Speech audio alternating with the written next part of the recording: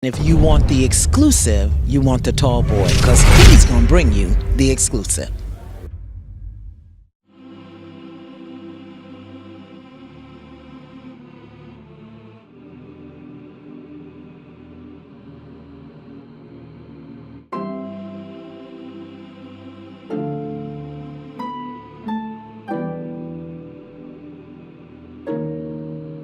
Well, I'm going to definitely form an office of a Department of Transportation. It's very easy and straightforward. It's been talked about. We already have legislation out there. But there are places where we have congestion that we can mitigate it by making a larger investment. We got to get people out of our cars. We got to increase density like you see over here. Now, there's a really healthy flow of cars, but if you've ever lived in a city that's more dense like a Washington, D.C. or New York, people can walk where they want to go so they don't have to drive every day for the car. And we need to add some parking maximums to buildings like these where you don't have to have cars. In a community like this, you shouldn't be required to build more parking decks. You should be required to have more accessibility so pedestrians can walk. Look at all the people walking around here. So we've got to build more communities like this where people can actually walk and have the amenities that are in their neighborhood, grocery stores and little bodegas, shops and cleaners and things like that, coffee shops, and it gets them out of their cars and destinations are easily accessible. As a culture, we've got to shift out of the car culture in the South. The other thing we can do is expand our MARTA. We've raised $3 billion. We could probably leverage it for another $3 billion from the federal government, $6 billion to put buses first, create neighborhood circulators. In neighborhoods like this, I propose that we have neighborhood circulators that move people up and down Highland Avenue. So even more so will people get out of their cars. And then on streets like Mayoral Avenue, North Side, Boone, other big streets, we put bus rapid transit. So high-speed buses that get you down Campbellton Road, and they have a dedicated right-of-way. High-speed buses down Moreland, dedicated right-of-way. So now we're building out towards a dedicated train. But in the short term, you put buses because they're cheaper.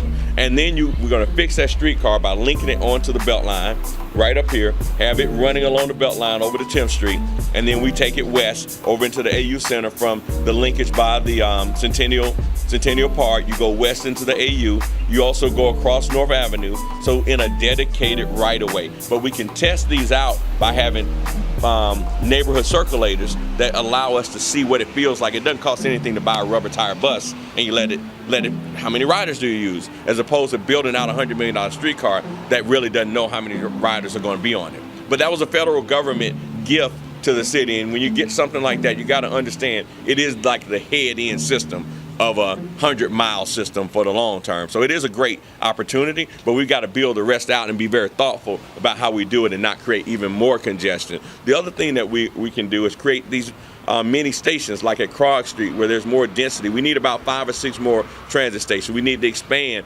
MARTA out MLK.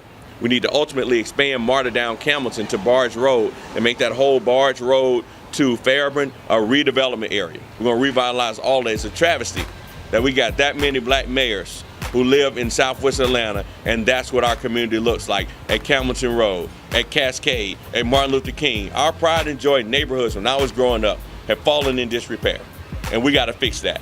As mayor, I'm going to be committed to revitalizing the legacy black neighborhoods in our city, and part of it has to do with transit-oriented development and investment. As good as it sounds to do business with government, that's not the first place that I think a small business should pursue opportunities, because government generally has a lot of bureaucracy. Government takes the longest to pay, no matter how good the government is operated. You generally want to help small businesses get direct contracts with other businesses. B2B business is 5 times more effective to helping a company grow than B to G, B to government. So I will help to connect these small businesses with other businesses who need their services, where it's just a phone call, as opposed to 5 inches of paperwork that you'll have to fill out to even be in compliance with the government. As much as people want to get the billions at the airport, to get the licensing, to get the insurance, and to get all the bonding, you need $1 million because it's a federally regulated entity. So you've got to get your weight up in street terms to be able to play in that big league.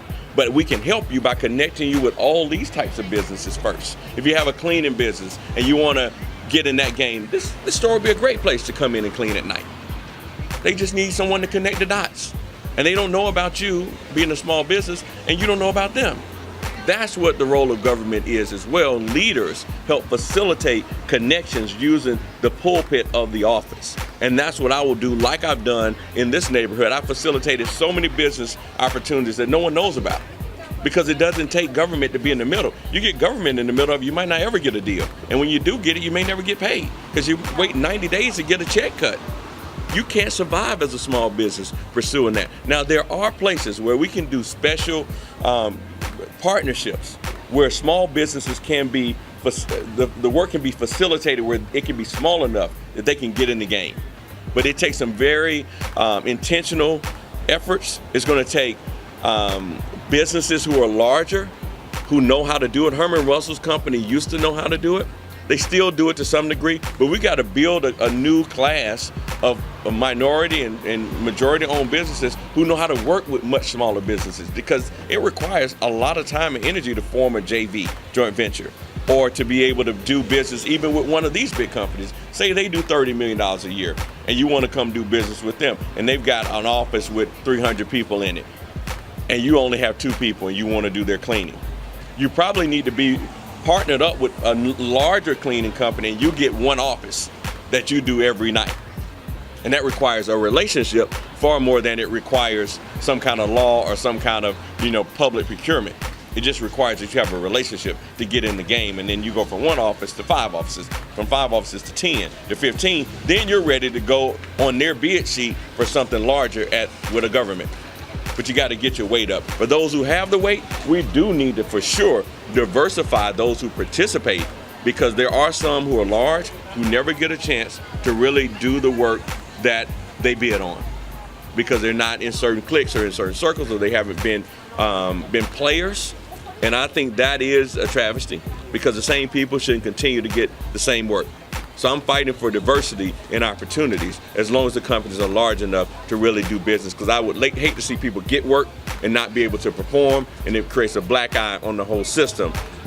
In other cases, if they have the ability to do the work, they should get a fair shot, and everybody should be able to do a little bit of work if they're big enough to do it.